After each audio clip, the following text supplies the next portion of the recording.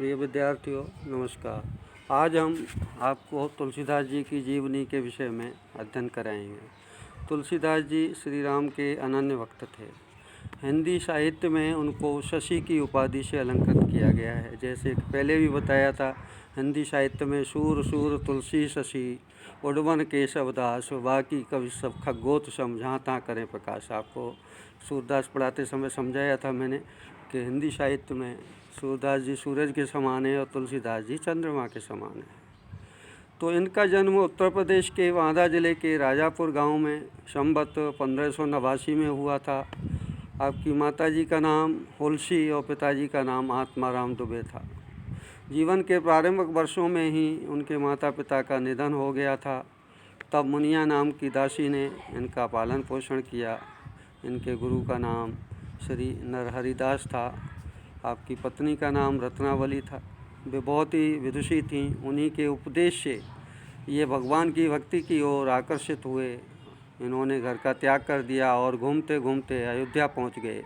वहीं पर संवत 1631 में इन्होंने रामचरितमानस की रचना प्रारंभ कर दी।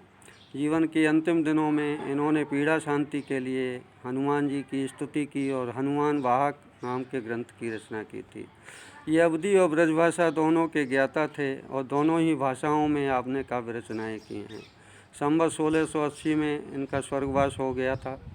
इसके विषय में भी एक दुआ है कि संवत 1680 असी गंग के तीर सावन शुक्ला सप्तमी तुलसी तजो शरीर। इनकी रचनाएं निम्नलिखित हैं: रामचरितमानस, विनय पत्रिका, दोहावली, गीतावली, कवितावली, राम आज्ञा प्रश्न, बरवे रामायण, जानकी मंगल, पार्वती मंगल, रामलला नेचू, वैराग्य संदीपनी तथा श्री कृष्ण गीतावली आदि। अब इसके पश्चात इस पाठ के प्रश्नोत्तर में आपके लिए कराऊंगा। तो प्रथम प्रश्न है कि भृगुसुत से तात्पर्य क्या है। तो भृगुसुत का तात्पर्य है परशुराम। इसका उत्तर है क परशुराम।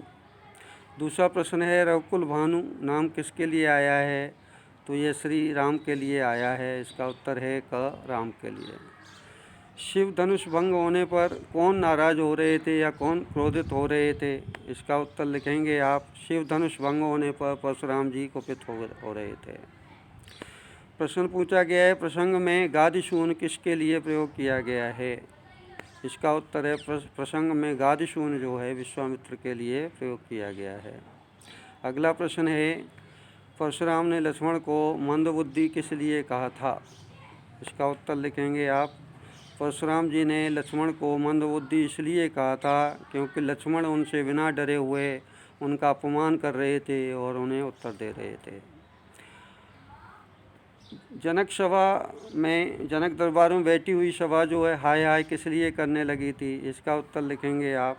जनक दरबार में बैठी हुई सभा हाय हाय इसलिए करने लगी थी क्योंकि परशुराम ने लक्ष्मण के कटु वचन सुन करके उनको मारने के लिए अपना फरसा अच्छी तरह से उठा लिया था।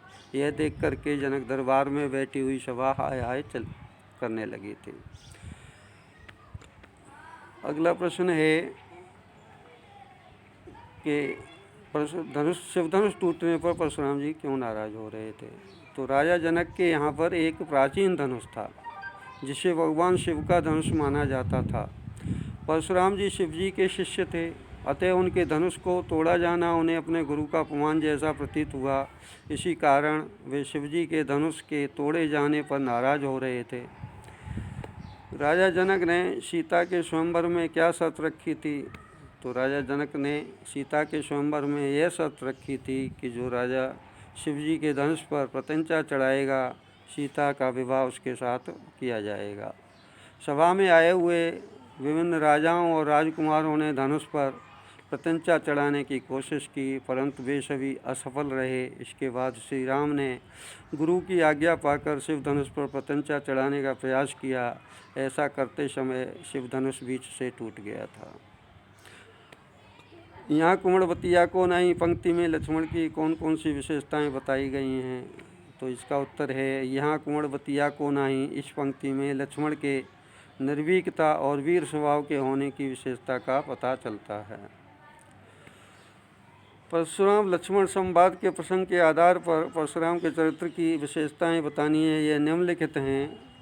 ये 2 विशेषताएं निम्नलिखित हैं। नंबर 1, परशुराम जी बाल ब्रह्मचारी थे और बहुत ही क्रोधी स्वभाव के थे।